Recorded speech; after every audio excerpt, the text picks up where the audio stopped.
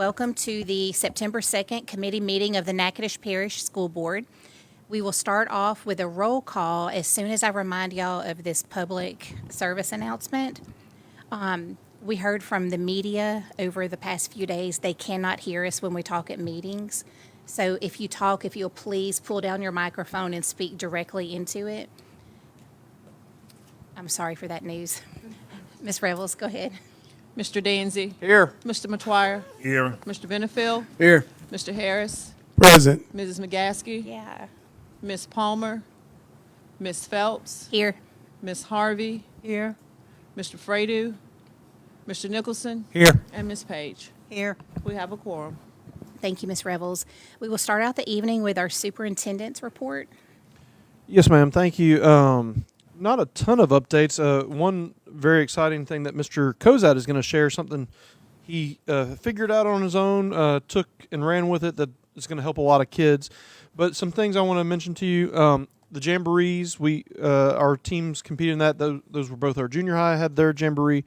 High school had their jamboree with next week. High school football season, or I'm sorry, not next week. This Friday, high school football season will kick off. So we're excited about that. And those went on without a hitch. That was the NRMC Battle on the Bricks. I think they had 12 different teams and brought in a lot of people and hopefully a lot of sales tax money to the district. Monday week, so the 15th. Remember, we do not have a board meeting next Tuesday. We have our full board meeting on Monday the 15th. Apologies.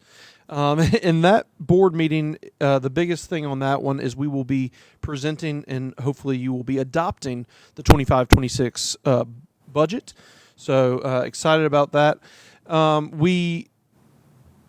I'm looking at Ms. Ramona. We offered the position today of business director. Has it officially?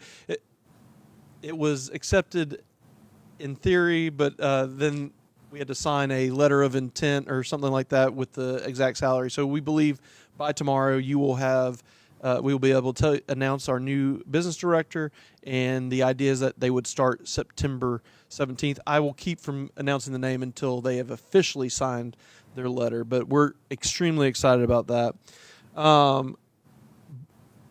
If you recall, this month we've been putting out a lot of stuff on bullying, trying to educate parents, trying to also make sure everyone understands what bullying is, what it is not, and then also trying to make sure that all of our staff also knows what that looks like.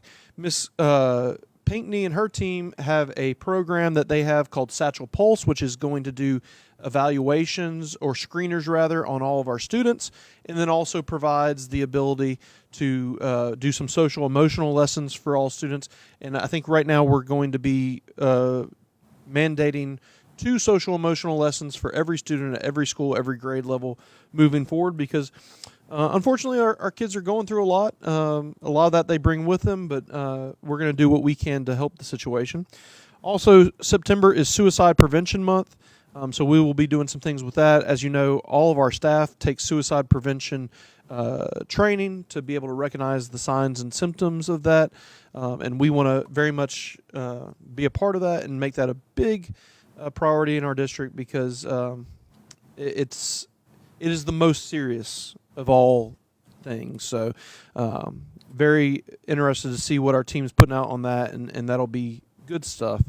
One other thing, but before I throw it over to Mr. Kozad, as you know, last year was our first year to have our student services team collectively together. And one of their biggest rocks was to reduce truancy and to reduce the number of days missed.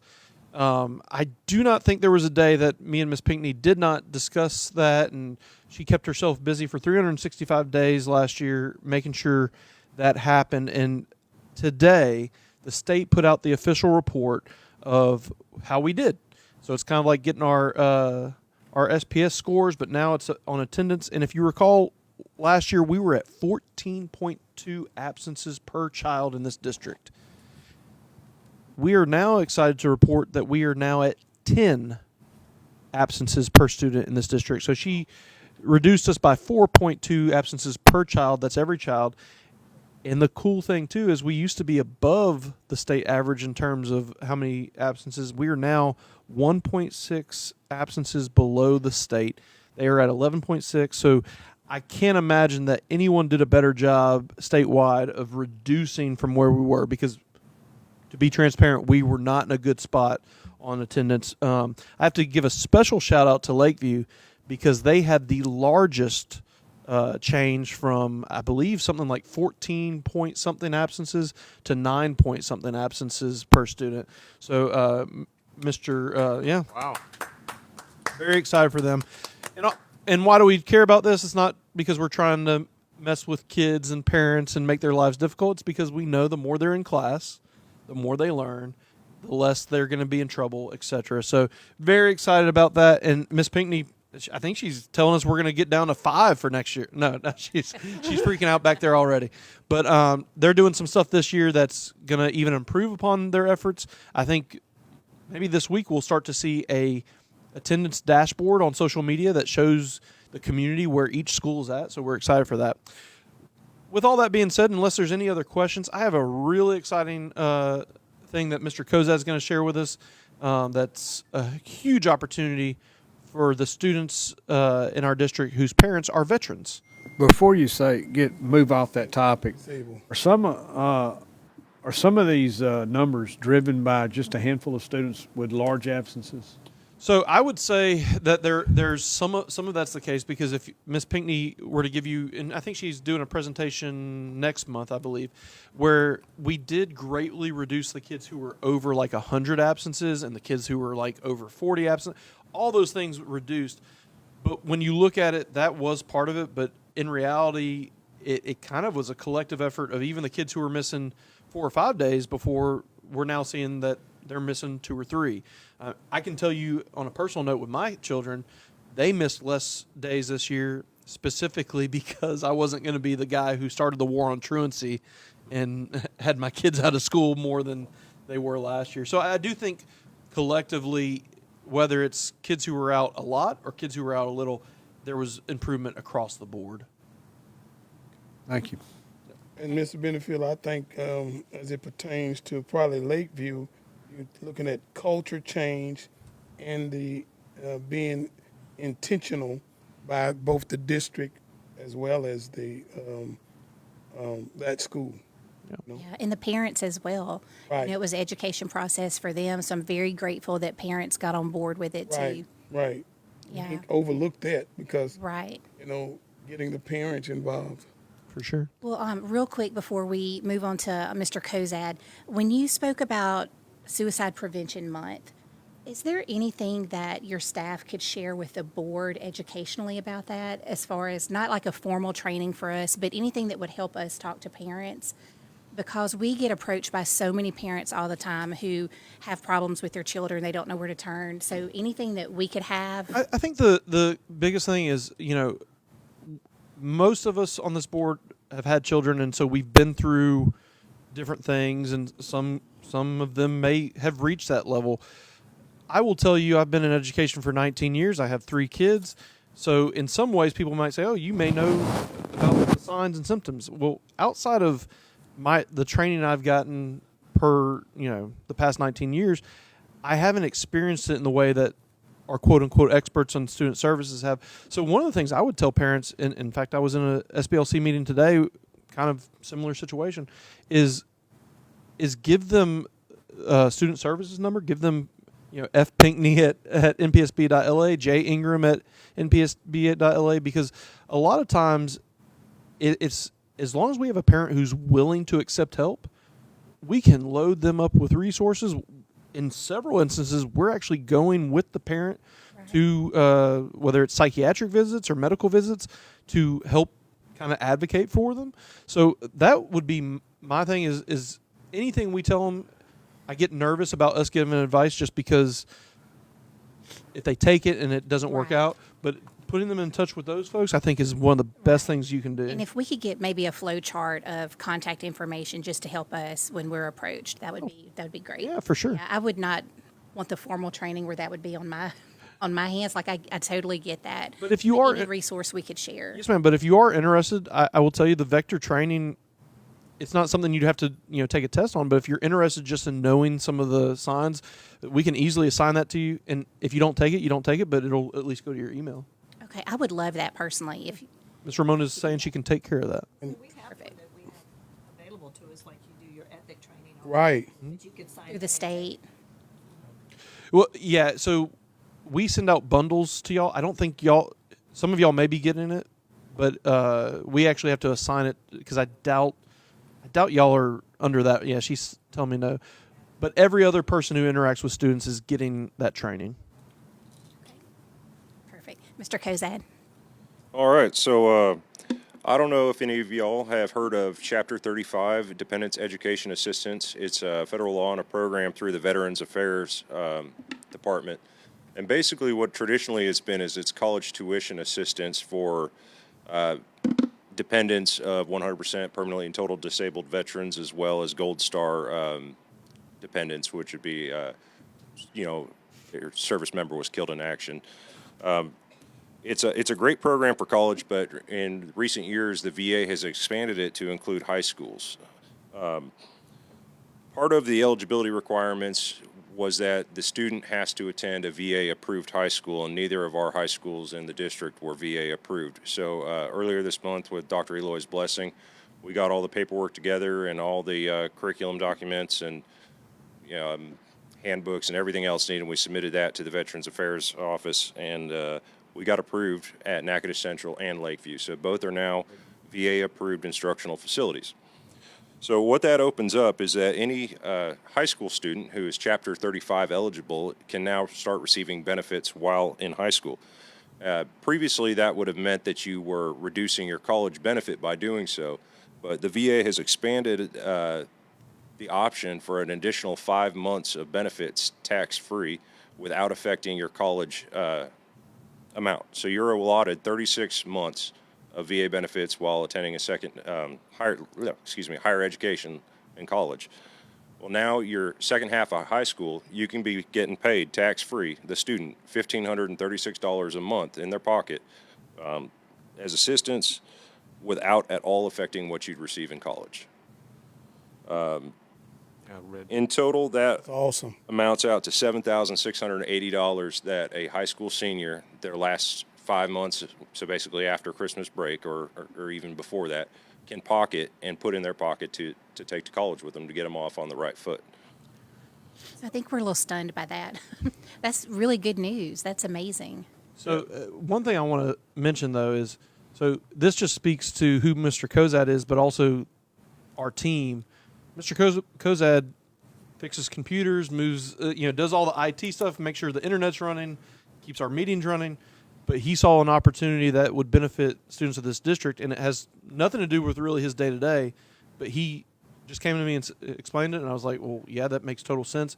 He did this completely himself. It's outside of his job description, but this is going to help students forever in Natchitoches Parish. And all we had to do was get the right guy to find out and fill out the paperwork. Mike, are there any requirements from the students, or if they automatically qualify, they just receive that If money? they automatically qualify, they fall under the same guidance as if they're in college, which is they have to be full-time and making academic process.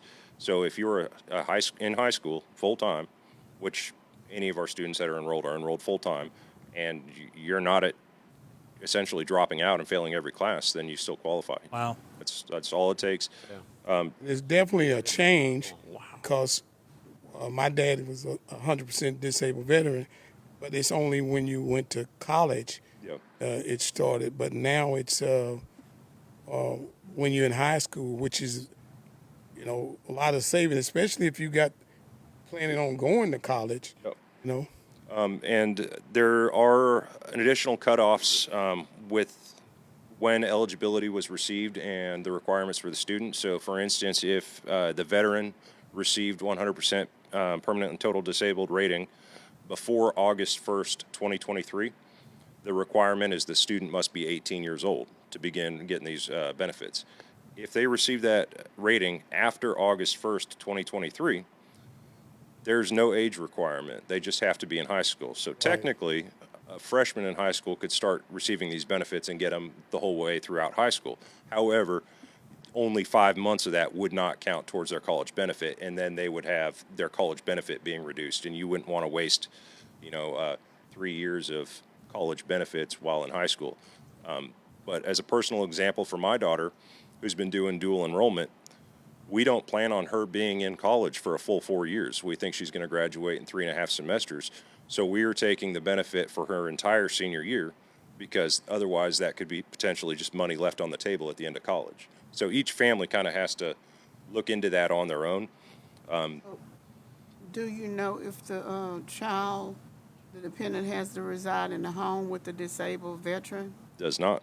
Under same as GI Bill rules in Chapter 35 in college, you do not. You just have to be the dependent, according to the VA, Child. the dependent of 100% P&T or Gold Star family.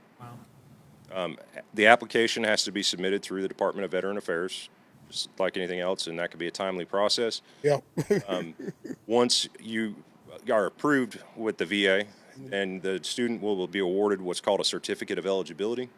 They bring that back to our excellent Director of Student Services, Ms. Felicia Pinckney, who is going to be our district certifying official. She will basically sign that form saying, yes, this student is enrolled full-time, send it back to the VA. They start getting tax-free money deposited into their bank account every month. Wow. Wow, that's incredible. Okay, so the other question is, does the veteran have to be the one to submit the application? What if if this is a situation where I was asking if the child doesn't reside in the home and the mother of the child, they're Yeah. not married? So if the student is over 18, I'm saying, student you're talking about- themselves. You were talking about a child in high school. Yep. If the child in high school has turned 18, the Veterans Affairs Department will not work with the parent. The student has to do it all on their own. Obviously, the parent can guide them, but they won't answer the phone for you and give you any information. Once they hit that 18th birthday, the VA is very much, you're responsible for your own account and paperwork. Under 18, a 17-year-old doing this, if they hit that cutoff period, no, the veteran does not have to be the submitting one. Actually, the legal guardian has to be the submitting one. So if they're a dependent, but say their dependent veteran lives on the other side of the country, it actually has to be the parent that is the legal guardian that submits it for that 17-year-old to the Veterans Administration. Okay. So what was the process to get accredited for that? Well, it's actually relatively easy and painless, thankfully, because when they sent me the initial 200-page application, I started sweating. And then I was talking to the state certifying official, and it turns out because the vast majority of what a higher education or a for-profit training institute has to go through is already done by the state of Louisiana, because we're an accredited public high school. So they can basically just copy a lot of the information that the state did, that the stats the state keeps on us, and put them into our application. So it only ended up being about, I think it was like a 23-page document total. Most of it was submitting our student handbooks that show that we have, discipline procedures in place, record keeping, retention proof, things like that, and then just a lot of signatures from Dr. Eloy, and getting them on his desk and trying to get him not to forget a line. Just another reason why public education pays off. Right. If we're the only 2 accredited high schools for this program, We are the only 2 accredited high schools in Natchitoches Parish.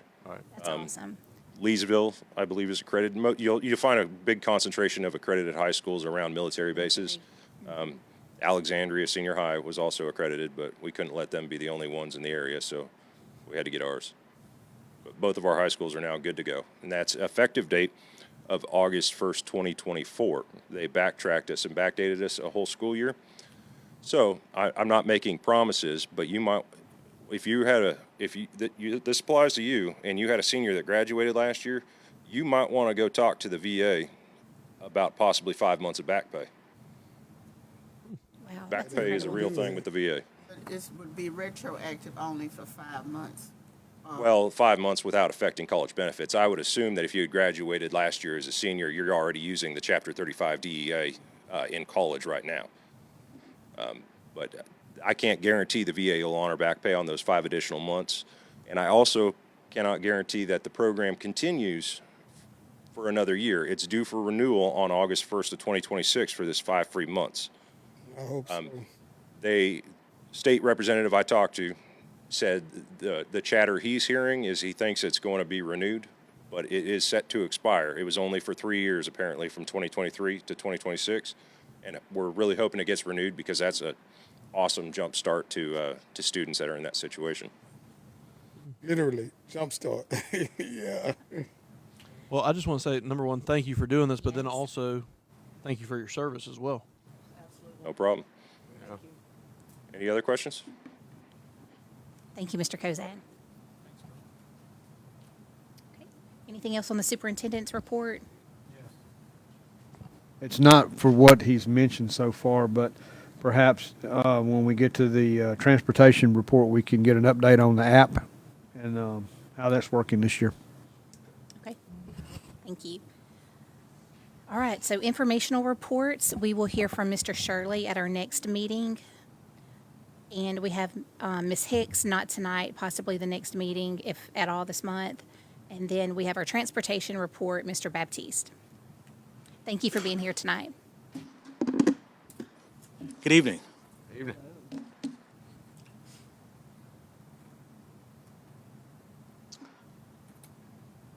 We've just completed the first month of the school year, and based off of everything that went into it, I think that we're off to a strong start.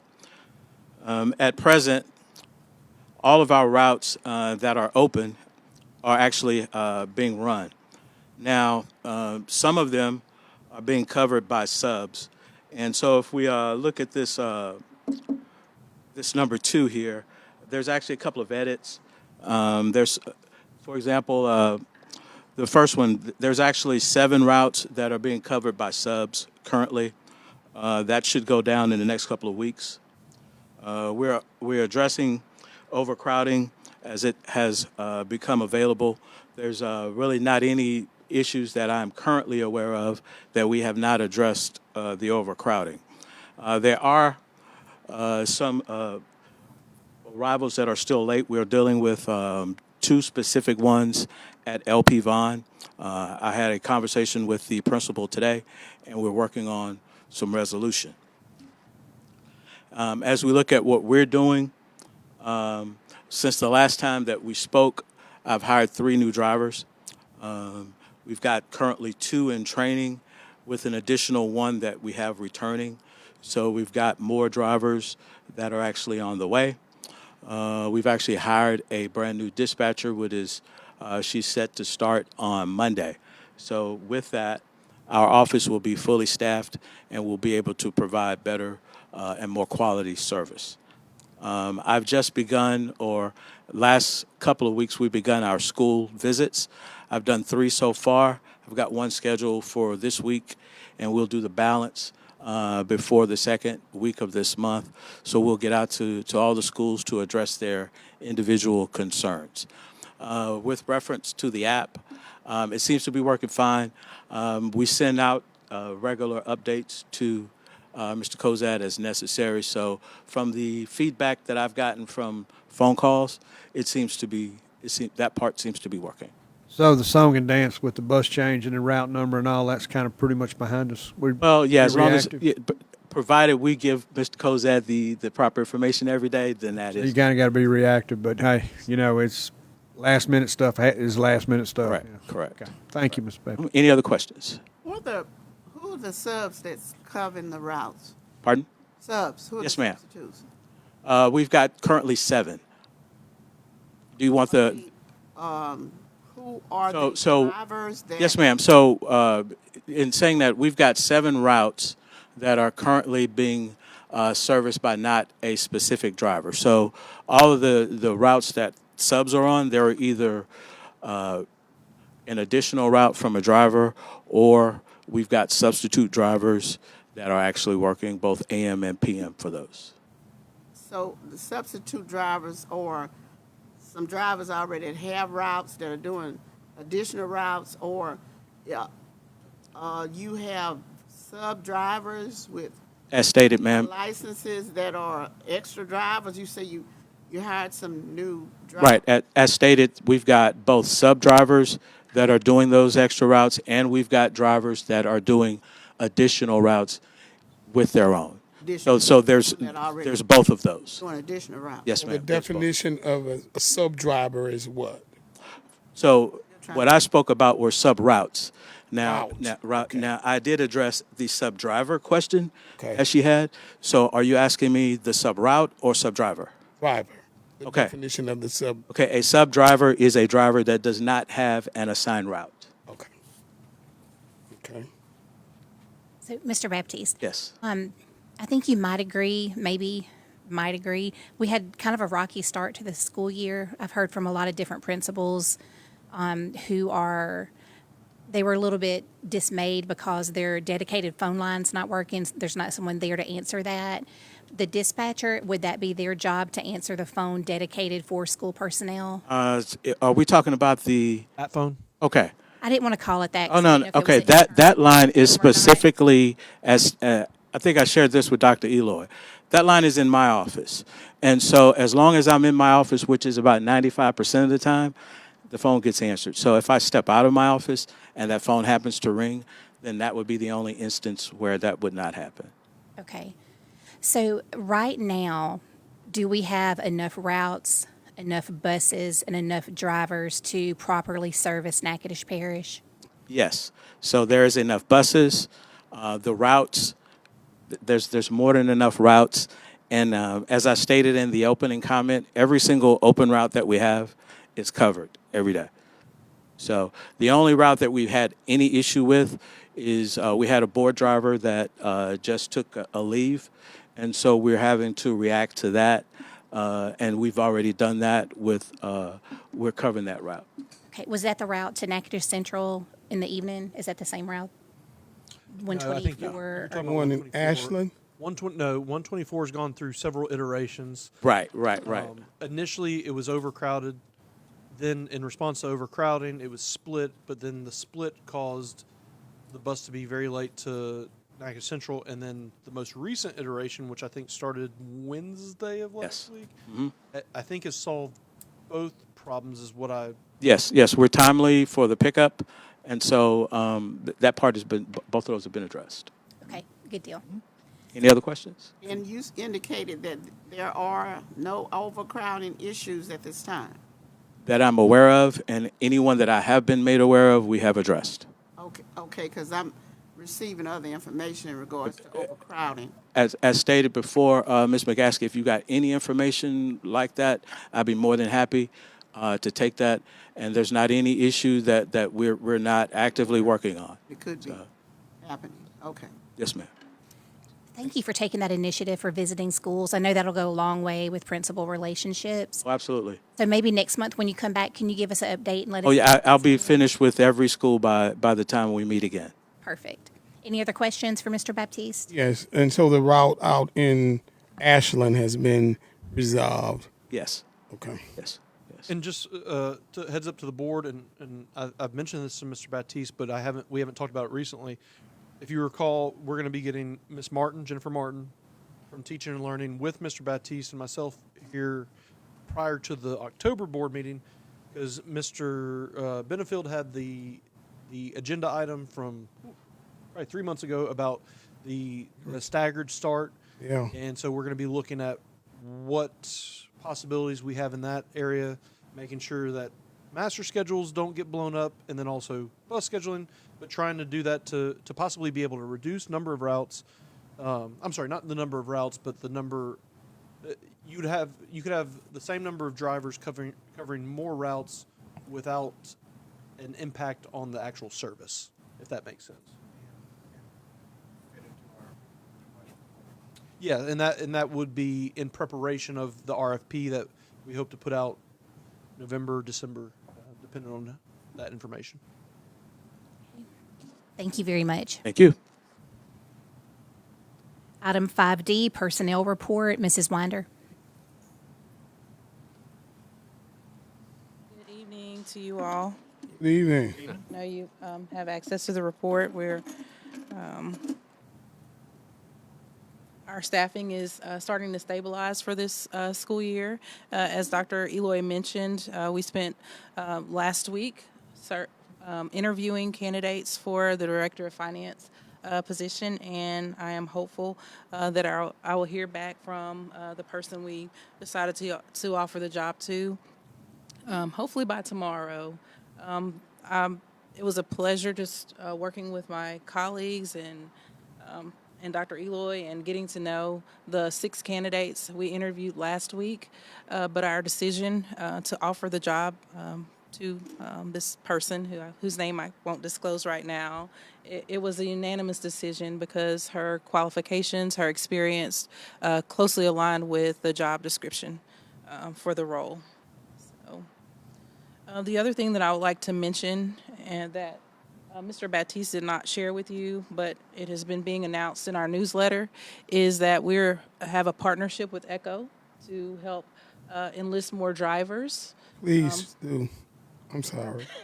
Yes, so we've put an announcement out to our teachers who are interested in becoming, yes, and Dr. Eloy too, yes. Took a practice test the other day. I got to brush Yes. up, just to be honest with you. To become interested in becoming bus drivers.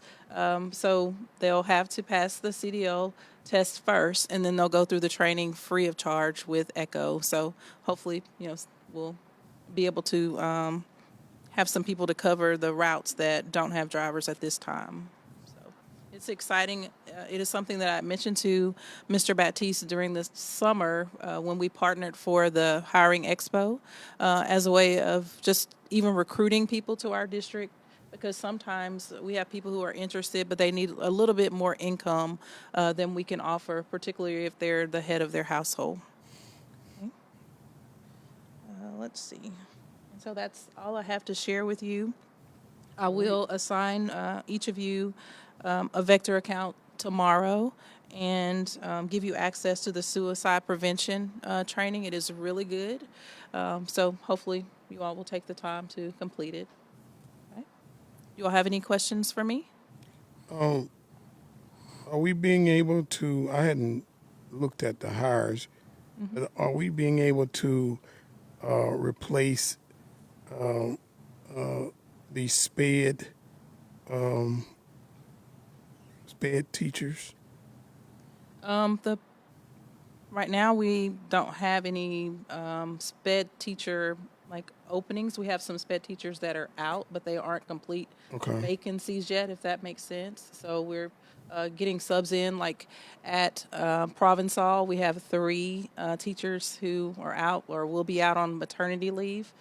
2 of them are special ed teachers, so we have to get someone to, cover for them. And then also, at the same time, have certified teachers to take care of their paperwork. Right. So we have some situations like that at Provençal, and then we have the need for some more special ed paraprofessionals. And so that's something that I'm working with Ms. Lacaze on.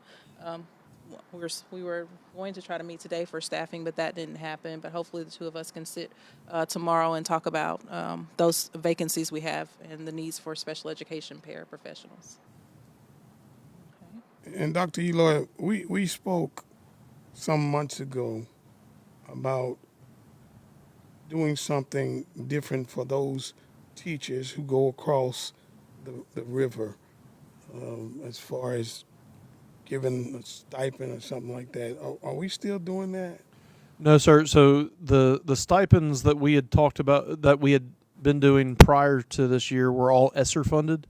And, Mr. Stanfield is in the process of finalizing our budget, and I don't believe there was any, just to be very blunt, extra money for any of those things moving forward currently. Right, The only because- stipends that we will still have in place are for our secondary math, secondary science, and special ed teachers. They do receive a stipend that was approved again, and it is in our salary schedule. That's through the MFP. Yes, that's true, MFP. I am glad y'all mentioned that. Me and Ms. Ramona and Ms. Anitra are going to be meeting this week. If y'all recall the $2,000, $1,000 stipends, we believe, based on the information the state gave us, that should be dropped. What's today? The 2nd? On the 5th. So what's that, Thursday? Yes. If that gets dropped, then we are going to bring to y'all when we can put that out to our staff. We have a desire, which I won't put out there. The desire is always sooner rather than later. Yeah. But we have to see if logistically how quickly the business department can turn that around for us. But it's a possibility that'll be on the agenda for the September 15th meeting. And that stipend that you mentioned, though, is district-wide, though. It's not just across the river, right? Correct. It's That's district-wide, but that's through the one we MFP. have still in place through the MFP, not through ESSER funds, but it is district-wide. Well, you know, my argument is still that it's really hard yes, sir. staff across the river. It is, but I'll tell you this much: I think Mr. Stepp and Mr. Williams, and then also Ms. Brooke, they had a very good summer in terms of staffing, comparatively speaking, and I would say they leveled up in many regards this year. But you are correct; they do have built-in geographical challenges that others don't. And I do thank Ms. Winder for getting on top of things when we do have some folks to go down to get somebody over there quick. So thank you for that. Yeah, you're welcome. May I ask in reference to the special projects, substitutes, what does that entail, special projects? We no longer have special project subs. Ms. Rachel, do you want to speak about that, or? I see it's listed, and that's why I was asking. I saw a lot of them listed under transfers.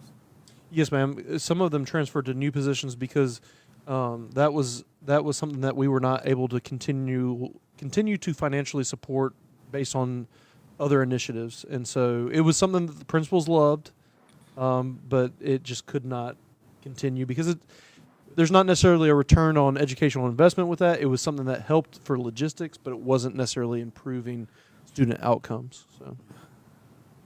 So were they working within the special education department? Oh no, ma'am. They were working with the school to be able to allow things like cluster to happen, ILT to happen without disruption to classroom periods, and we just had to logistically come up with a different plan without those folks.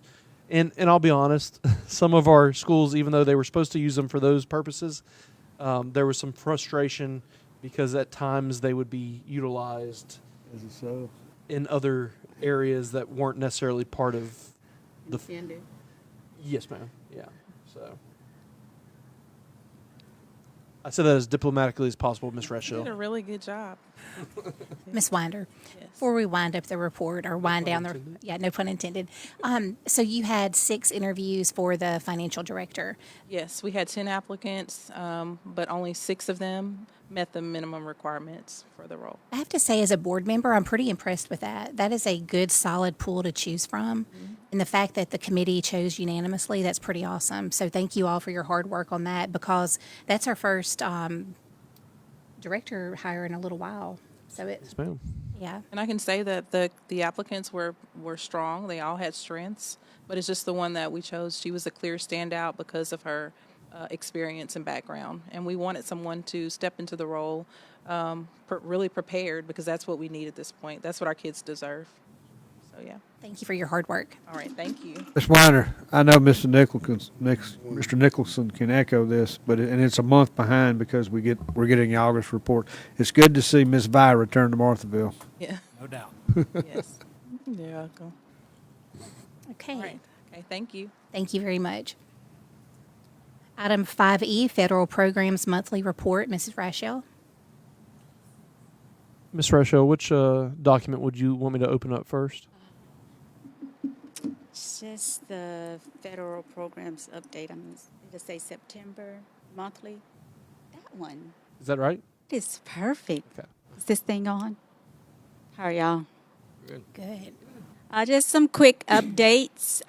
Title I did receive our prior year funds recently of $410,282, and we're working to obligate those funds now.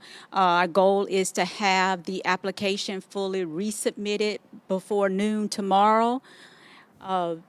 So as it stands, we're at about $2.9 million for Title I. Our pre-K focus for the State Department, we submitted a rationale on our need at LP Vaughn for gross motor skills play area. We had a section within the play area for our pre-K students that was not being utilized because of the outdated playground equipment there, and that was approved. We have submitted a purchase order for some items that were deemed allowable for that area. And we tried to select things with a 2 to 4 week lead time. It was really difficult when you're thinking about things of that nature. Some of them have 6 to 8 weeks lead time. And so we're looking forward to those items coming in and our pre-K students at LP Vaughan able to utilize that space. As I stated, Title I revisions are on the way.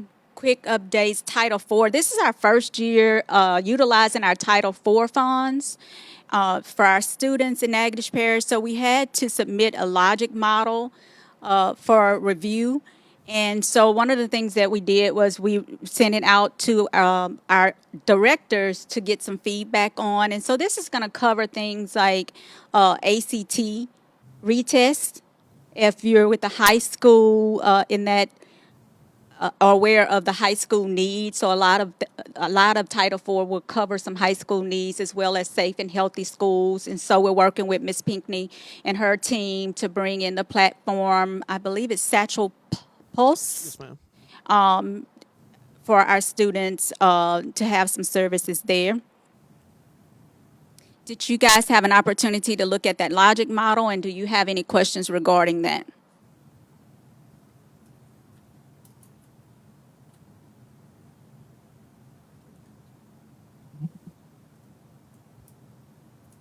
So it appears no questions so far. Is there anything that stands out that you need us to be aware of? I can point out some highlights. We focused on some ACT registration and retesting fees. We met with Ms. Gilmore, and she talked about that need, and we looked at the historical figure associated with that cost. To prepare students for college and career readiness. We looked at safe and healthy school environments for all students, that social emotional learning piece, attendance and family engagement support. All of things align with the vision of our district and the strategies that we've already put in place. So this just enhances those different components and improve the use of technology in the area of technology professional development for conferences like LaQ.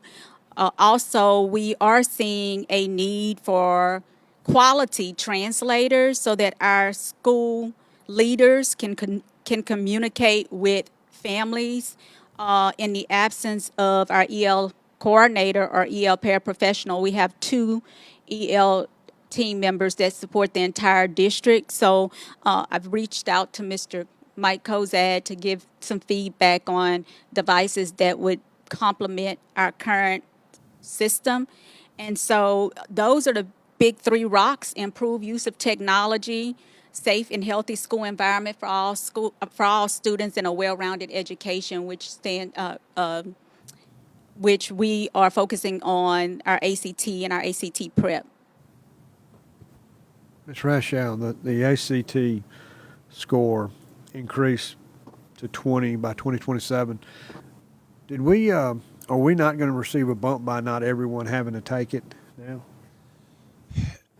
You want to take it, or you? I do not want to take that, so I'm going to. So the rule is that they don't have to take it as long as they are in a career pathway.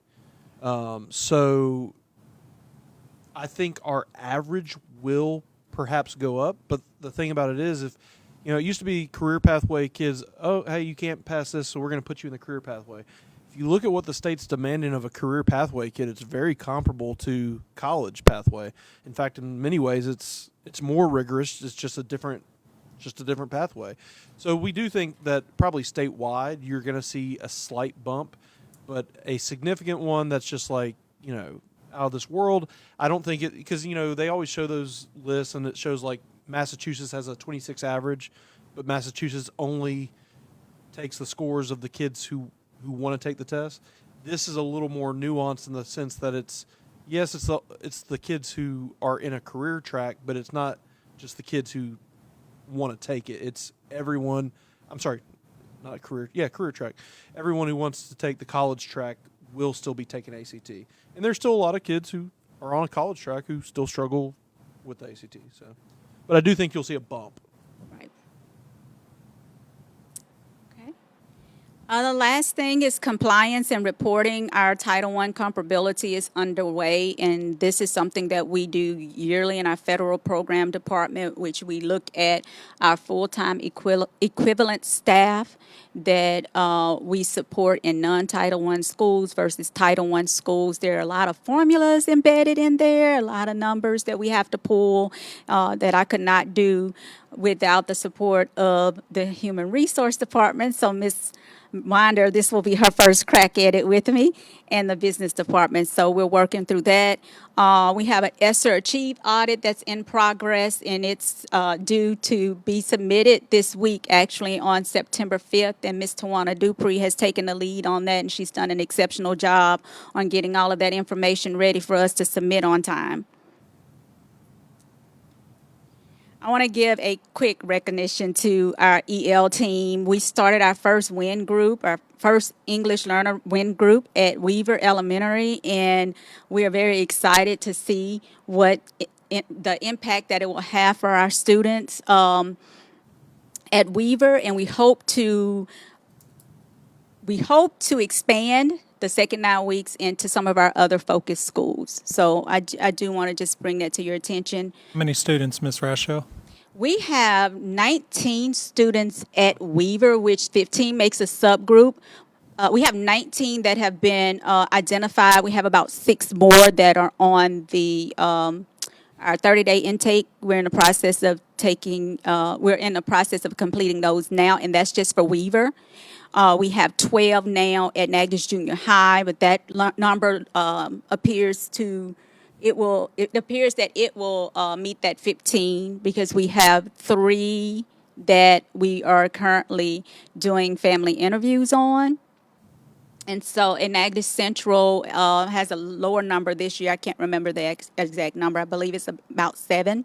So our focus schools are LP Vaughan for our English learner support, Weaver, Natchitoches Junior High, and Natchitoches Central High School. Our LA4, we have 165 students. This is important because every student has a dollar amount for our pre-K program. And so we're looking at about $920,000, a little over $920,000 there. And just looking ahead, we're monitoring federal program compliance and spending, of course, to make sure that we're not over budget and not under budget. We're trying to work towards that piece, spending all those dollars, and with preparation for deadlines for our fall reports. The $920,000 that you just mentioned, is that the cost for the total number, the 165? Yes, times that $5,580 per student. Okay. I'm going back to ask a question in reference to the Project Aware, Advancing Wellness and Resiliency in Education.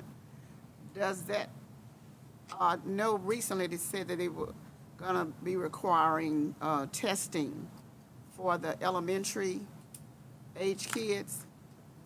Does this program have anything to do with that? Is this something totally separate? The AWARE grant is what pays for social workers at several of our schools, and we are in the, Ms. Pinckney, 3rd or 4th year of AWARE. 4th year, which there's a possibility to add an additional year, but we are in the add-on years. We're not in the initial phase, but that's about mainly social, emotional, behavioral, and that's why we have 4 social workers that are paid through that grant. 3. I apologize. Every so often I'm wrong. Okay, so we're kind of like in reference to the testing for the young children in pre-K. Are you talking about the Something I saw about was going to be mandatory testing for children. Are you talking about the social emotional screener or testing, academic testing? Social, emotional. Yes, ma'am. So that's, yeah. So what we have through Satchel Pulse, it's not technically a mental health screener because there's Not everyone wants to have their child mental health screened, although I don't know why. But it is a screener that aligns to some degree with social, emotional, well-being, etc. So it's an indicator. If you see red flags on that, that's an indicator that they perhaps have some social, emotional, or mental health issues. That will be given 3 times a year. Correct, Ms. Pinckney? It's an app on the student's iPad. Student takes the screener. It takes them less than 20 minutes. It'll happen during homeroom or when or just any time that they have there. And then from that'll give us really good data on what's going on, what's the well-being of our student body, grade level, school level. And then also it has lessons embedded in it too that the different grade levels can utilize for their social emotional lessons that they're going to be doing twice a month moving forward. And that's going to be grades. Laura, That's every grade. every grade. I don't care if you're a 12th grader or you're a first grader. You're getting some social emotional. Okay, but you said that was an option. The parents would have an option. No, ma'am. I heard you say something about them having an option whether or not the child would be tested. Because you said something. I'm asking because I saw it on the news and I heard it about the testing, mandatory testing for kids at a lower grade level to determine their emotional, mental status. So there is I believe there's a state law that, yes, ma'am, there's a state law that we have to have some sort of screener. In terms of the parental piece, I'm a little lost on that, but what I'm telling you is all students will have this screener for this well-being, social, emotional screener. Okay. Yes, ma'am. Okay. And for pre-K, there's a different type of screener, but we've been doing it for years to piggyback on what Dr. Eloy is saying, all students. It's part of our screening process for pre-K, and it has to do with family as well as the child. I know it's a buzzword, but the whole child. That being done for academic purposes to determine where they're at academically. Ours looks a little different. It's a little more complicated than that.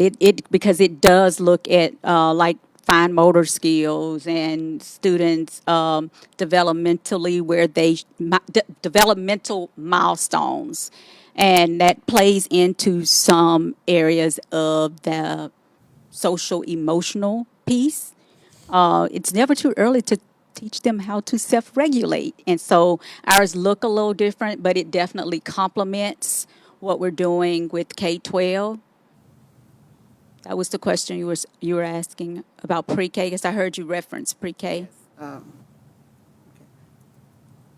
And we've been doing that for a couple of years now. So. Okay. And I do want to thank Miss Rachel. Miss Tenke is the one who reached out about the playground equipment. Mm-hmm. We removed some old equipment that it wasn't a danger, but it wasn't being utilized, so it was pointless to be there. And then, it wasn't in the budget to put a whole new play set there, although there is already a pre-K play set. But we were able to, with Miss Rachel's assistance, purchase a lot of other things and tell me if I'm thinking like tricycle type stuff. And tricycle path, climbing structures, balance beams, things that relate to gross motor skills. So we're excited about it. I'm happy that it was brought to our attention, so we can get this taken care of. And I must say, Ms. Maggio has been instrumental in supporting those efforts. She's looking into a grant to fund a larger structure, but that takes time. And Mr. Shirley, I feel like I'm at awards, and I don't want to forget anyone, but Mr. Shirley is doing the foundation, and so he was able to save a lot of money on things that were required for anything that we bring in for our pre-K students. So it's exciting. Thank you, Ms. Rachel. My pleasure. Y'all have a good evening. Thank you. Item 5F, sales tax report. Yes, ma'am. So, sorry. You guys. Dr. Eloy? Yes, ma'am. So I'll be taking that real quick. We were down 7.45 for August, but that still has us up 6.32% year to date.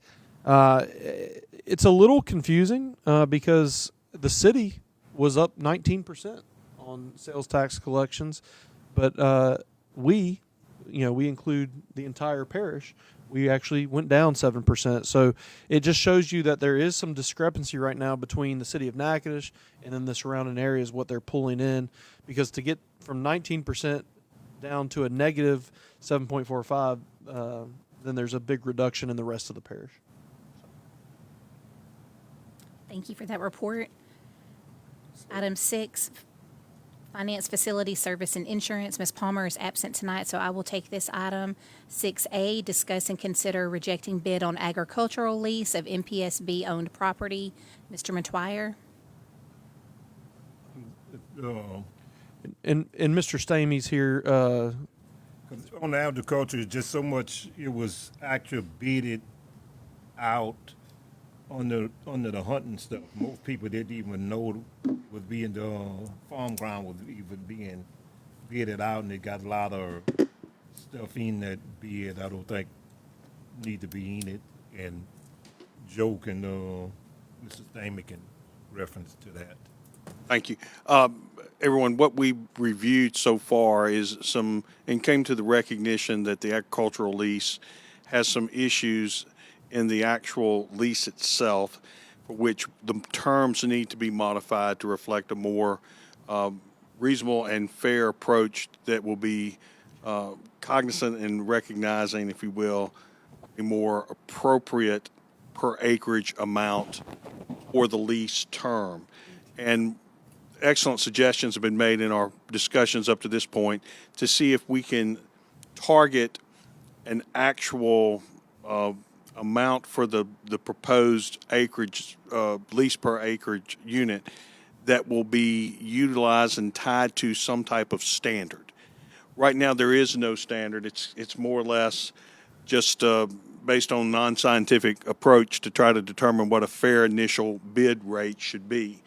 What has been proposed is to get with the agricultural extension or some other agricultural-based entity that can offer us guidance on what a fair per acreage rate should be moving forward, and make that as an established practice moving forward on all future lease periods, such that we can establish for ourselves and for others not only appropriate standards that can be relied upon with some uniformity, but for us to make sure that we're utilizing best practices on how we approach this issue, and to ensure in the future that the citizens of the parish and our constituents are going to be able to count on the fact that we're getting the best values for these agricultural leases or lease, and even utilize that same type of analysis with regard to the hunting leases.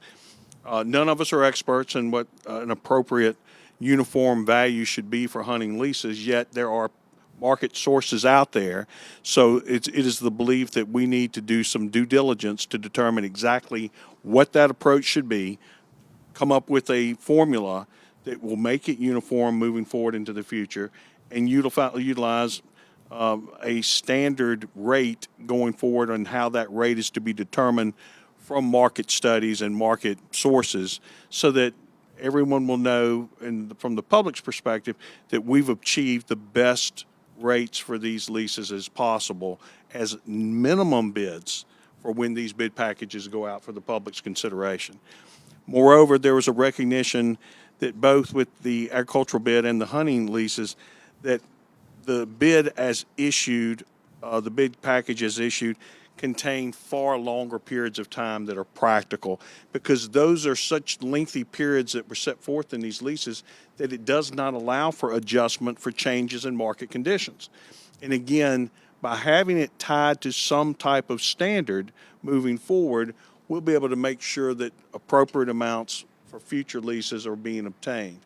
Again, we aren't the experts, but there are experts out there that we can rely upon, and that way no one can suggest that they weren't being treated fairly, because we're going to use it, identified sources for purposes of calculating what that minimum bid rate needs to be.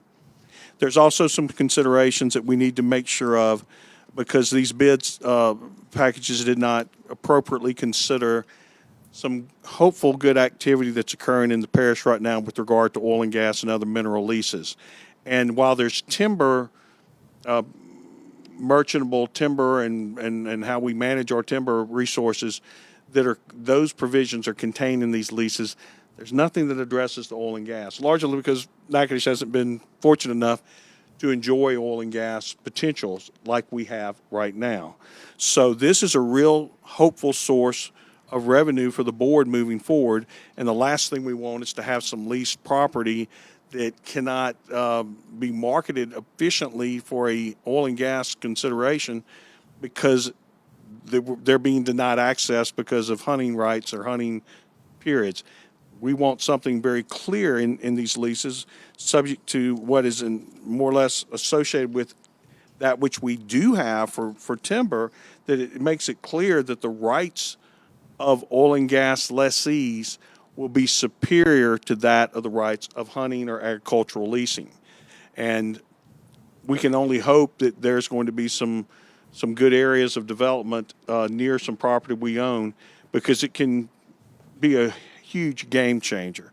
I mean, after all, North Dakota school system and all their buildings were built on oil and gas revenues that no one anticipated coming. And it was just an absolute wonderful thing for those people in North Dakota. The superintendent and I have discussed that on many occasions, how fortunate he was to have that. And it was a reason he will readily admit he was fortunate to be successful while he was the DeSoto Parish superintendent, because it was during that time period when, soon after he became superintendent, where the oil boom began, and simply millions and millions and millions of dollars came into the North DeSoto Parish school system. So let us hope for good news in that regard for us as well.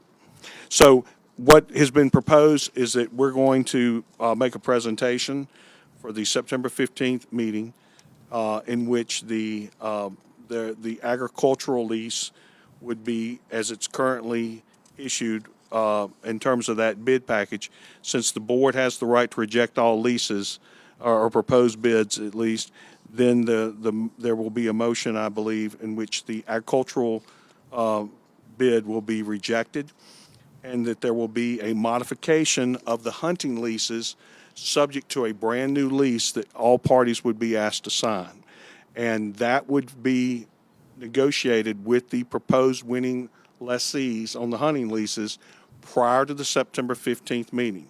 If we can come to agreement with those individuals, then those leases would be submitted for your approval for the September 15th meeting. Mr. Stamey, just so I'm understanding, on 6B, which is the hunting leases, 6A is agricultural, and it sounds like we have the proper verbiage for that. But 6B, discuss and consider accepting all highest bids on hunting leases contingent on lessee's agreement to various lease modifications to include term of lease, insurance modifications, and various other amendments.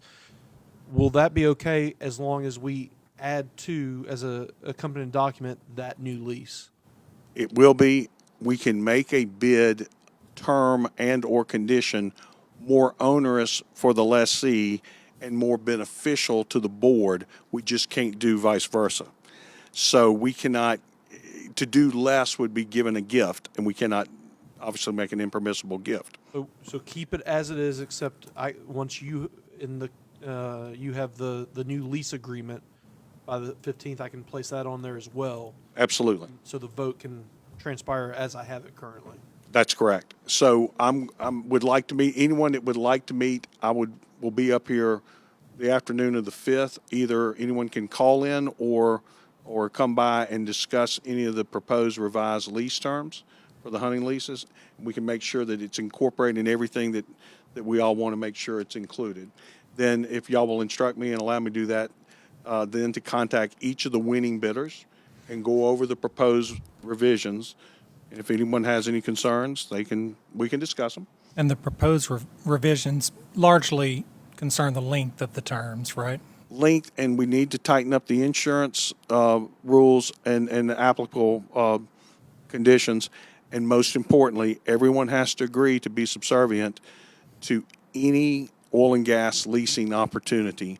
The last thing we want to do is, it's hard enough sometimes to get an oil and gas entity to take a chance on one of our more outlying areas.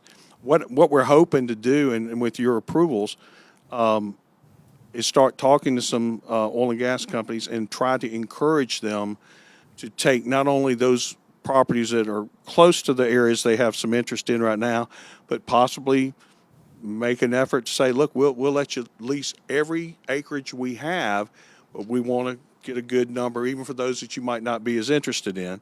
Those are longer shot efforts to try to get that, but I have some private landowners who were able to include in lease packages even those properties they own that are not in the hot spots. They have to, if you want our business, you take it all or you don't get any of it. And some of them have been willing to do so. So board members, we are going to have a committee of board members that will meet with Mr. Stamey. You said Friday the 5th. Friday afternoon, anytime that works for everybody, I'll be up here and we can have a group discussion. And I'll have a proposed draft of a new lease for everyone to review and discuss. So with that being said, we cannot have a quorum at that meeting, but we can have a committee. So Mr. Matwire and Mr. Benefield, I'm assuming that you would be candidates for that. Yeah. Is there anyone else that would like to be there? In person or by telephone. Okay. If you can't make it in person, if you can just call in. And what time on the 5th? 2 o'clock, does that work? Okay, I'd like to be involved, Reba, if I could. sure. I don't know for sure if I can be here. But Okay. 2 o'clock. Okay, so if y'all could make a point to call Micah, maybe have him on speakerphone if you can't come in at 2. Okay, And for the record, we'll probably also go ahead and discuss some initial language with regard to the future considerations for the agricultural lease as well. So we'll take advantage of that opportunity and visit on that subject too. so everything we've discussed so far is encompassing 6A and 6B. Are you good with that too? Okay. And so, Mr. Benefield, was there anything else you had to add or any questions, or Mr. Matwire? And again, what I would encourage for uniformity here, in the event we have anyone that calls who is the current provisional leader in the clubhouse on a lease bid, they're welcome to call me, and I'm happy to discuss matters with them. I would rather have one voice discussing matters with them directly than having them call each individual board member and trying to get y'all to go with them on any individual changes. I think we should be coming out of this committee meeting particularly. I think it would be better for me to handle that group dynamic rather than y'all have to deal with that. Mr. Stamey, what number should we provide to them? Yeah, just go ahead and actually begin with an email. Just have any of them have concerns, can email me at joe@stameylawfirm.com. So JOE@STAMEY lawfirm.com, and just ask them to include their name and number, and then I will get back with them. Otherwise, they can call my office to set up a time to visit at 318-352-4559. Y'all can have my cell phone at 318-663-9588. I think I got it. About to give it to him I was right going to now. be really impressed if you did that. Okay, thank you, Mr. Stamey. My wife instructed me not to do that again. Thank you for the information. We look forward to working with you. Thank y'all. See y'all Friday. Okay, that concludes Finance, Facility, Service, and Insurance Report. And we are now moving along to the Executive Report. Mr. Russ Dancy. Discuss and consider updates to student. I don't have it on mine, so. Handbook to include fight on the Handbook, bus. yeah. Consequences, Miss Ingram.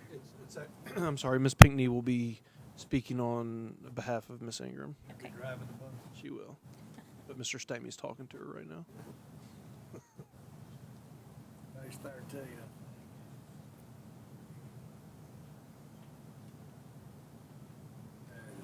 Thank you, Miss Pinckney. She's got all the information there. You want me to go to page 13, Good Miss? evening, everybody. It will be on page 13. Yes, sir, 13. Good evening, everyone. We've been speaking with Dr. Eloy as well as other members of our Department of Student Services team to really kind of bring we feel that there is a need for more consequences with busing, with students riding the bus who are fighting on the bus. So as you can see here, we are attempting to align it a little bit more with the fight policy, but also giving us the the right to be able to suspend those privileges for even as for the rest of the school year to go that. But as you can see here, there's the first offense, then the second offense. But of course, if there's anything repeated or severe that we would like to see the student not. Ms. Pinckney, Concur. that last paragraph with the loss of transportation by bus, how do you think that's going to affect the truancy? We are trying. No, you've told the parents in this statement they're responsible. Absolutely, and we are very much trying to work with our parents with situations.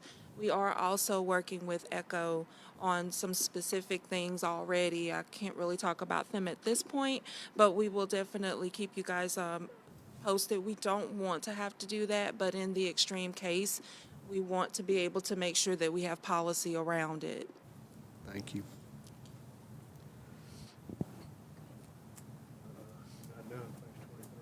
Oh, I'm sorry. We have a few current ones that we're working on. Any questions?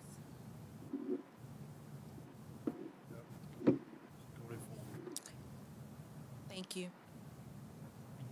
Well, It was only. Okay. Just pizza. So nothing else to add? that completes the fund. Well, okay, so 8B is discuss and consider absences from work policy. Was Ms. Pinckney going to address the rest of these? No, ma'am. I'm addressing those, and I might have to pull up Miss Ramona at some point. But if you, so we did the complete remodel of the handbook. The policy handbook. But what we found is after talking to Mr. Geis on several different areas, we reduced it so much that we lost some of the meat and potatoes. So we're not throwing the pendulum back the complete opposite direction and adding everything back. But a few policies needed to be addressed. For instance, policy 707, absences from work. We deleted this piece: an employee may receive pay for unauthorized leave. If it's unauthorized, that means they have not told anyone, done anything. They just didn't show up. So we removed that, and then we defined what an unauthorized absence is, and that's an employee who is absent from work and has not received an authorized leave shall be considered on unauthorized leave. Any employee on unauthorized leave shall receive no pay for those days which constitute the unauthorized leave and may be subject to dismissal and or other disciplinary actions. Now, if someone was in a car accident and they could not inform us, we're not going to say that's unauthorized leave because they were unable to inform us. We have situations where people just get mad and they decide not to show up to work, but they haven't actually resigned or anything. Also, you'll see this piece in 3 different policies defining what job abandonment is, and that is a termination level offense. Employees who are absent for more than 10 consecutive days without explanation or approval we will then institute termination proceedings. Is that state law? Because that does seem pretty generous. That is, I'm not sure. So you see the laws here and everything, but that is virtually universal in Louisiana for, it must be based on a law because every district in the state, their policy is identical. Yes, ma'am. I know that's not a great explanation, but that's nice to go MIA for 10 days. People actually do it. They do it. Do it. Okay. So we have, Miss Ramona. We call her she's silent but deadly. She's been looking through and she's trying to remove people from our payroll who are not here. So it's unfortunate she's having to do that work, but she's doing that. On that third day, FMLA really sneaks into the picture, so you have to be conscious of that, especially if they've been here for a year. Well, and this is actually people who haven't no communication at all. Well, So I'm FMLA, going to tell you, I'm going to give you a little case where there was a gentleman who spent 6 days in the hospital, literally almost unconscious, and I found him. Yeah. And his manager was ready to terminate him. I said, "You can't. He's all but in a coma." And it does happen. I mean, it's rare. Checks, and we would not. I guarantee you, if someone's in a coma, we will not terminate them. So, all right. you want me to just keep going through this? Yes, Okay. Going through it. All right, policy 701.30, general complaints and grievances. Again, this is a policy that Mr. Geis looked at, and he said that we had in there that it was that it would describe the process per state law. The problem is, when I'm dealing with this, I need to actually see the dates and time, or not dates, the timelines that I have to go by. So we felt like it was important for the employee, but then also for the employer to know the exact amount of days without having to go to the law. So we include there, you can see everything we include there is about 10 days here, 5 days here, and walks them through all that. And we put some things in there at the recommendation of Mr. Geis, where we basically had an employee could grieve about anything. Well, every other parish in the state says if it's in reference to their job performance, that is not a grievable offense. There are methodologies to that. They can have a hearing of a disciplinary officer. They can have an appeal. They can do all these other things, but a grievance does not apply to their actual job duties. A grievance based on this policy is basically anything that's not to do with their job and not Title IX sexual discrimination. It's everything that would be there other than those two things. And so this John was reviewing our grievance policy during the RIF, if you recall, and he gave us several areas that he just said you need to put this into place. He said you also have it to where if the employee doesn't meet their obligation, he said there's no recourse for you. They didn't send in the paperwork. He said they can have a grievance indefinitely. So you have to put that if they don't meet their obligations, you can then render the grievance null and void. And obviously, the very end, if an employee leaves us, they don't get to continue their grievance. It's null and void at that point if they leave. Now, again, realize this is not about Title IX grievances or sexual. Those things go through a different grievance process through our Title IX coordinator. Okay. Policy 707.40, annual leave and personal leave. So right now, what we have in our district, and we are, as far as we know, the only district that was allowing this.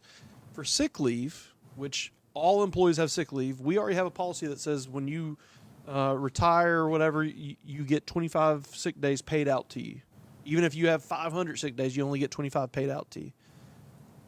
For annual leave, and remember that's only our 12-month employees, which is primarily principals and district, we did not have a policy that restricted the amount of payout when someone retires, resigns, or is terminated. Yes, they get it if they're terminated, and that's state law because it's theirs. It's a benefit. What we are saying is right now what we currently do, we described what we currently do, which is you accrue 8.83 days a month, except for the month of June, where we settle up and you get 0.87. That results in 10 days per year. We stated that employees shall be permitted to accumulate and carry over 5 days a year into the next year, but they can never accumulate over 20. And the reason for that is because they will never be able to be paid out more than 20 days a year. I can tell you, I looked at several other districts' policies. This is verbatim with the exception of our 0.83, 0.87. This is verbatim from other districts' policies. Now, what we have discussed internally is that we know that there are current employees who have a large amount of leave. They may have 40 days of annual leave. For current employees, we are going to grandfather them and let them keep their balance. But once they exhaust it down to 19 days, they will not be able to accrue past the 20. We felt like that was a good kind of in-between because, I have a lot of annual days because I don't take off a lot.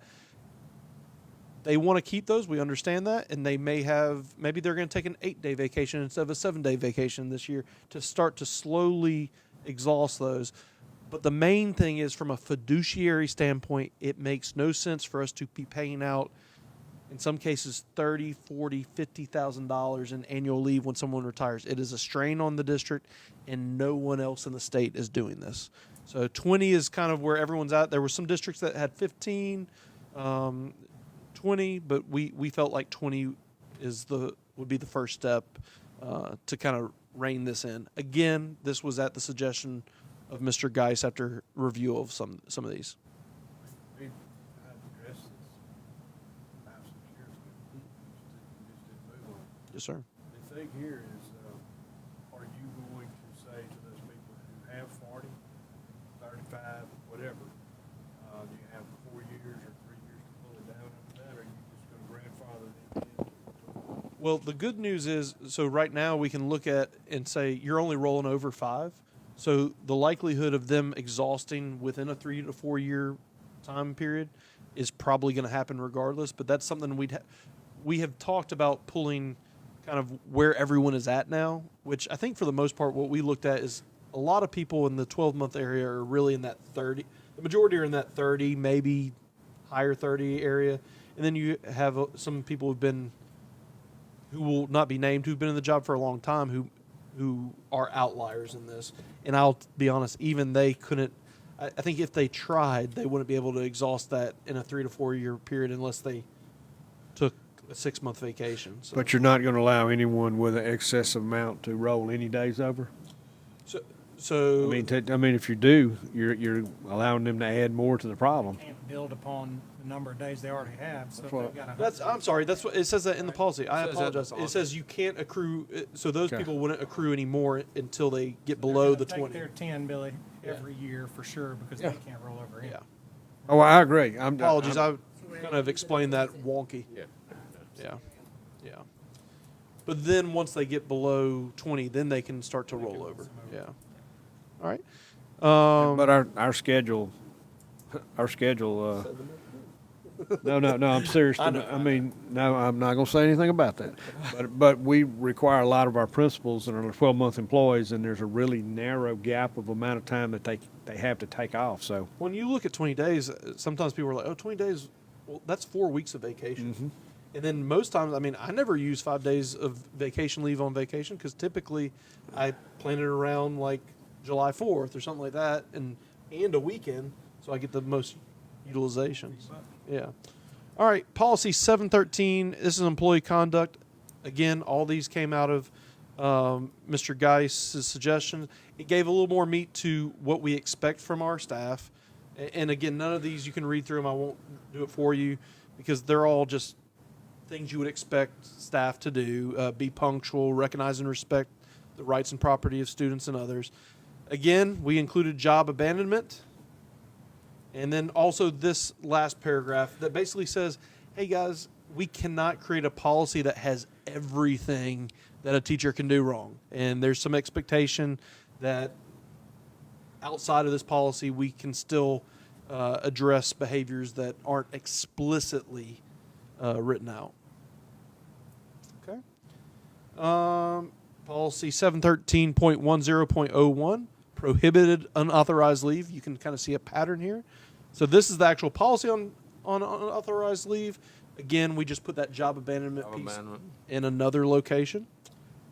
And then finally, policy 716, discipline and dismissal of tenured teachers. Again, we put some pieces in here that actually specifically line out the number of days. But the main reason this was added is Mr. Geis has told me, when we rarely have to discipline a tenured teacher, but when that does happen, one thing that was missing from our policy was this first paragraph. A teacher with tenure shall not be disciplined except upon written and signed charges by the superintendent or his or her designee of poor, and these are the only ways they can be terminated: poor performance, willful neglect of duty, incompetency, dishonesty, immorality, or being a member of or contributing to any group, organization, movement, or corporation that is by law or injunction prohibited from operating in the state of Louisiana, and then only if furnished with a copy of such written charges and given the opportunity to respond. So that paragraph is something that Mr. Guy said. He goes, 99% of the time when I have to go through termination proceedings, I lift that line and I say, hey, Ms. Reba, was dishonest. Boom. It's easy. He said, y'all's policy aligned to the law, but it didn't explicitly write in there. He said, so you're not wrong, but it makes an attorney's job much easier when it's explicitly written out there. And so that was the main issue there. And then obviously spelling out the number of days for each different action. Questions, comments, concerns? Okay, this says, and it talks a little bit about a lot of areas, but it doesn't say charged versus convicted. Let me pull it up again. Which one are you on? The last 716. And which part of 716? That'd be your first paragraph. There's always that dividing line between charged versus convicted. So, in which So part if they're charged with something, yes.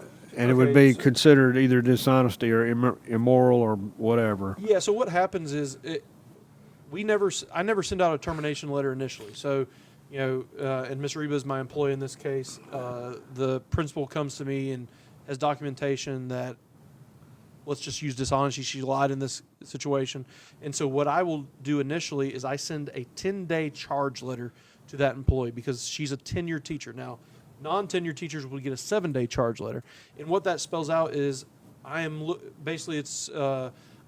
contemplating disciplinary action based on the charge of dishonesty, and then I go into a little bit of detail about that. I reference the statute, and they have 10 days to respond. Once they respond, or if they don't respond, then we proceed with termination hearing because they did not give us anything, and nothing indicates that they don't have anything to share outside of what the supervisor did. If they share something, then we look at it and we might say, oh, this is a perfectly reasonable explanation. They didn't lie. They said what they knew at that time, and then circumstances changed, blah, blah, blah. We're all good. Tear it up, no big deal.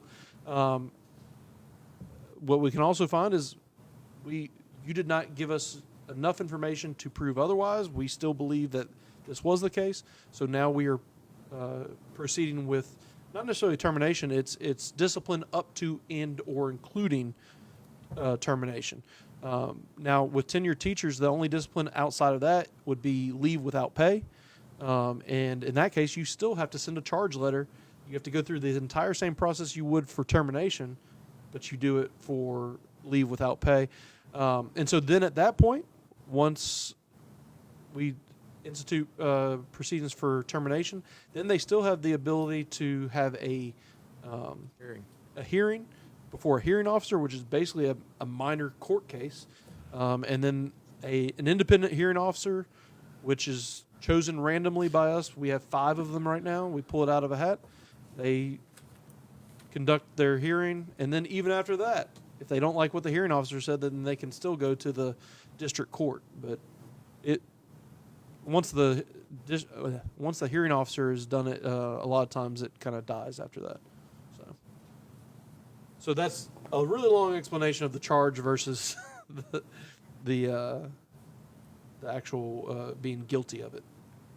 The non-tenured process is basically the same, it's just a shorter time frame. So non-tenured teachers have 7 days, and then bus drivers have something separate. But we have 2 bus drivers, and we haven't had to deal with that. And then we have people who are not tenured teachers or bus drivers, and those are that process is a little cleaner than all this other 10-day, 7-day, etc.